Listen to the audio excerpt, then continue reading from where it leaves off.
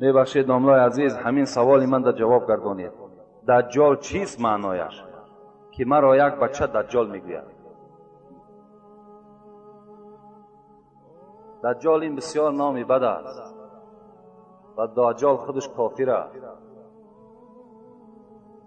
این یکی از نشانه های ساعت است، یعنی قیامت است که دجال میبراید، مردم گمراه میکند. یک برادر دجال گفتند یا یگان لقب دیگر ماندن. خداوند در قرآن به شما خبر میدهد ولا تنابزوا بالالقاب بئس الاسم الفسوق بعد الایمان و من لم یتب فاولئک هم الظالمون. خدای شما به شما میگوید هر وقتایی که اگر یک برادر شما نمازخوان باشد، مؤمن باشد، مسلمان باشد، در او لقب نمانید، زیرا اینکه بئس الاسم الفسوق بعد الایمان، آدمی که ایماندار است، آدمی که از خدا میترسد، این بدترین نام است برای آدم ایماندار. وقتی او را تو دجال میگوی یا یگان لقب دیگر میمانی بر او. اگر شما میگد خداوند با همین گناه خود توبه نکنید، شما از گروه ظالمان هستید. یکدیگر لقب نمانید، یکدیگر نام شو بگیرید، فریاد بزنید.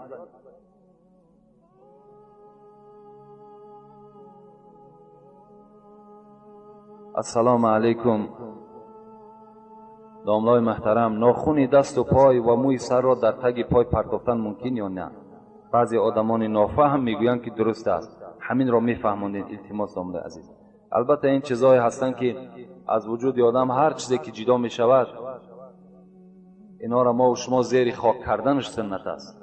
در زیر خاک بمانیم، از اوی که در قد راه می پرتاییم، خواه ناخون است، خواه مثال موی سر است، خواه موی کدام جانبی که نباشد، اگر اینا را زیر خاک اگر ما و شما دفن کنیم، این بهتر است از این که ما و شما در قد راه می پرتاییم.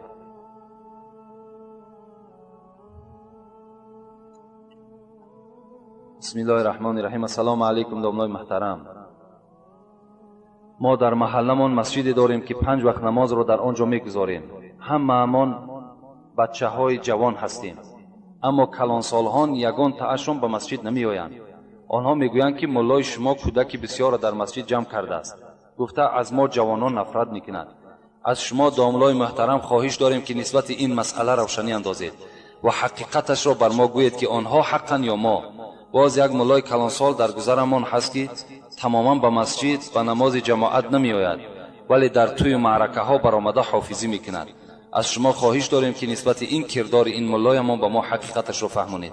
بعضی آدمان میگویند که این خیل مولا را از عقیبش نماز خواندن درست نیست و در وقت مردنش زبان او را باز دارید که کلمه طیبه را نتواند گفته. این یگان حقیقت دارد یا نه؟ از شما خواهش داریم که ما را با پررگی فهمونید. با احترام، یک گروه جوانان حقیقت جوی و مخلصان اشدی شما. خدای مهربان نگهبان شما باشد. در مسئله پیش در آمدن،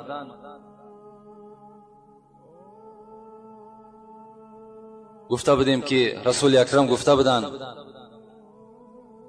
3 طایفه ای هست که لعنت خدا بر اونها هست، که یک تای اون کی بود؟ من اما قوم و هم له کارهون. یک کسی هست که ملا امامتی میکند در صورتی که مردم از او راضی نیست. مردم با چی گونه راضی نیست؟ مثل که کردارای ناخوب دارد. لکن چیکار کنیم که زمانه همچنان انسان آورده است در منبر جا کرده است. اگر همچنان انسان اگر امامتی میکند یا ملاگی میکند یا واعظی میکند، البته لعنت خدا بر او میرسد. والاولا بالامامه عالم بالسنه ثم الاقرا ثم الاورع.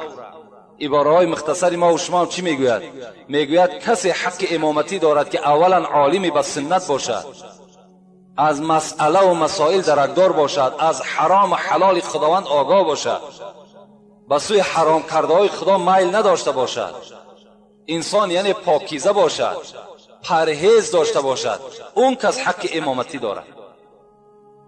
لکن در حق اون جوانهایی که به مسجد می آیند، البته بسیاری کلانسالهایی هست که در این مسئله زید هستند. وقتی می بینند جوانهای خرد به مسجد می آیند، نافار می شوند.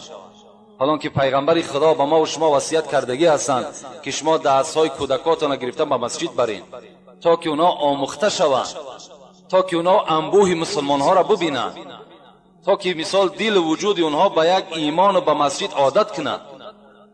این یگان جای زلال ندارد. کودک در مسجد آمدن افتخار است. آخه برای چی منشان کنیم؟ برعکس ما و شما تیزک کنیم، برعکس ما و شما دل اونها را باز چکار کنیم؟ پرتر بسازیم، تبلیغ خوبشان کنیم تا که تمامشان آمده در مسجد بخوانند. و اون کلانسالهایی که به مسجد نمی آیند، خیلی اینا حالشان به خدای خودشان حواله. می آیند نمی آیند، کسی که البته می آید ثواب می گیرد. رسول اکرم میگه اذا رأیتم الرجل یعتاد المسجد فاشهدوا له بالایمان. وقتی شما میبینید که یک برادر در مسجد حرکت دارد، خواه برای ساختمانش است، خواه برای 5 وقت نمازی با جماعت است، شما گواه باشید که او کس ایماندار است. آدم ایماندار مسجد می آید.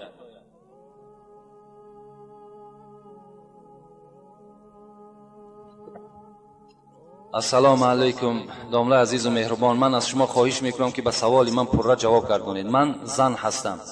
مرا پیرم 1 هفته سبق داد و او را پدرش دیگر اجازت نداد. من خودم خواندم و حاضر کتاب قرآن را میخوانم. آیا این روا است یا نه؟ من خواندن را دوام بدهم. البته خواهر عزیز، خواندن دوام دادن در کار است.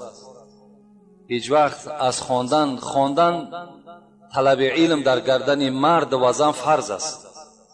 خواه پیر است، خواه جوان است، در گردن همه ما و شما طلب کردن علم فرض است. باید که ما و شما البته به البته علم طلب کنیم. یعنی یک مقدار خوانده باشیم و پس از پیش خود دوام دادن بگیریم، این ناجایز می شود. همه حرف قرآن، همه آیات قرآن باید که از پیش استاد بگذرانیم.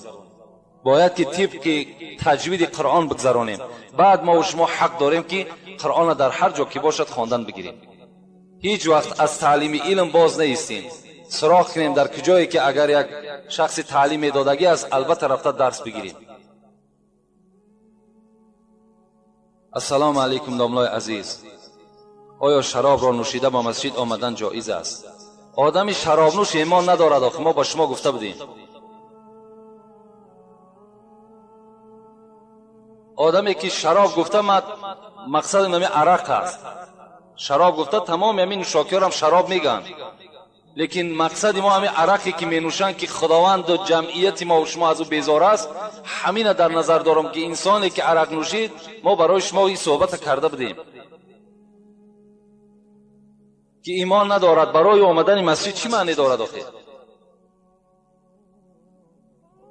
حتی حدیث پیغمبر خدا بود من زنا او شرب الخمر نزع منه الایمان کما یخلع انسان قمیصه من رأسی. رسول اکرم گفته است کسی زنا میکند یا عرق مینوشد، ایمان از وجود او گرفته میشود. مثل چی؟ مثل که انسان لباس خودش از بدنش بدر میکند، بیره میگذارد، مثل همه ایمان از وجودش دور کردگی است. برای او مثال نماز جنازه و برای او نماز 5 وقته و برای او مثال مسجد آمدن چی معنی دارد؟ السلام علیکم داملای عزیز. جنگ داختن سگها درست است یا نه؟ و ما پرتر فهمونید. جنگ داختن سگها حرام است. در اسلام حرام است جنگ داختن سگها. حتی نظر کننده هم مثل کننده است. کسی که نظر میکند، کسی در همون مجلس اشتراک میکند، مثل همون کننده ها است. اونا که روسیا هستند، لیکن تماشا کننده هم مثل همون میشود. بین پیغمبر خدا حتی میگوید که من کان یؤمن بالله والیوم الاخر فلا یجلس علی مائده یشرب علیها الخمر. بین حتی در دسترخوانی که عرق است، شما در همون دسترخوان ننشینید، اگرچه خانه شما هم نباشد. اگر شما یک جا مهمانی میرین میبینید که در دسترخوان عرق است، شما پس بگردین، در اون خانه داخل نشین، زیرا که اونجا حرام کرده خدا هست. وقتی شما میبینید یک حلقه مردم جمع شده سگ جنگ میدازند و در اونجا پول میمونن، باز این قمار میشود. باز قمار، باز آیت خوانده میسیر گفته قمار بازی را میگن، این مثل قمار میشد، حرام است. اینا عملای شیطانی هستند. بعضی برادرها را با گوش ما صداشون میآید $100 $200 $500 در همین جنگ باز میمونند. حیف بر همون مال و دولتی که خدا بر همین خیل جوانها میتش. انشاءالله باوری دارم، باوری نه، حتی حدیثای پیغمبر خدا هست که این مال در دست او برادر دراز نمی رود. وقتی که در این راه ناحق چکارش میکنند صرفش میکنند. حاصل دنیا چی باشد ای امین؟ 9 گز کرباس با 3 گز زمین. آنچه دادی در ره حق آن توست، آنچه میماند بلای جان توست. آنچه در راه حق میتی انا همون چی است؟ از آن ته هست. تو در راه حق صرفش کن آخی. زر و نعمت اکنون بده کان توست، که بعد از تو بیرون ز فرمان توست. با دنیا توانی عقبا خری، بخر جان عزیز ورنه حسرت خوری. سعدی میگوید در همه دنیا آخرت بخرین با واسطه خیر احسانتان. او $100 $200 در 1000 آدمی گشنه و تشنه است آخه اونا را تقسیمش که 1000 بار برای فایده دارد.